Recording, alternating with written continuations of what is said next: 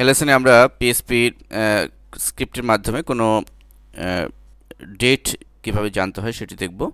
দেখুন এই ডেটের এখানে এই ফাংশনটি যদি আমরা লক্ষ্য করি যে ইকো ডেট এখানে মূলত আজকের ডেট রিটার্ন করবে এবং এর ফরম্যাটটা হবে এরকম।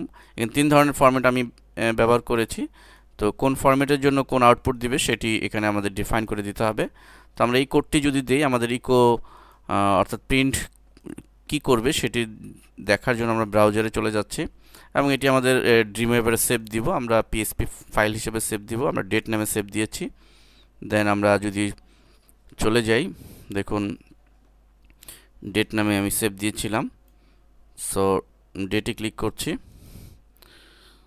তো এখানে সে অলরেডি শো করছে যে 2009-1-16 অর্থাৎ আজকে 16 তারিখ জানুয়ারির। তো সেটি শো করছে এবং এখানে একই জিনিস শো করছে কিন্তু ফরম্যাটটি ভিন্ন ভিন্ন স্টাইলে প্রেজেন্ট করছে। তো এভাবে কোনো আজকে ডেট রিটার্ন করার জন্য আমরা এই স্ক্রিপ্টটি ব্যবহার করতে পারি। এরপর আমি আরেকটি জিনিস এবার দেখাচ্ছি আপনাদেরকে, যে আগামীকালের ডেট জানার জন্য মূলত এই কমান্ডটি। এখানে ট্যাগের মধ্যে আমাদের এই কমান্ডটি ইউজ করতে হবে। ডলার, এটি একটি ভ্যারিয়েবল ঘোষণা করেছি টুমোরোর জন্য, এবং ইকুয়াল টু মূলত এই কোডটি দিতে হবে আমাদের আগামীকালকের ডেটের জন্য। দেন আমাদের কি প্রিন্ট করবে সেটি আমরা ইনভার্টেড কমার ভিতরে দিয়ে দিব টুমোরো ইজ ডেট এটি। তো এটি আমরা যদি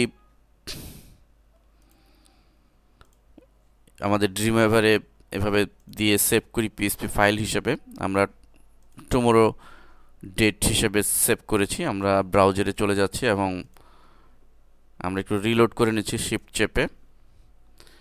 দেন আমরা সব সোজা নিচে চলে যাচ্ছি যেখানে আমাদের ফাইলটি রয়েছে টুমোরো ডেট, আমরা এটিকে ক্লিক করছি।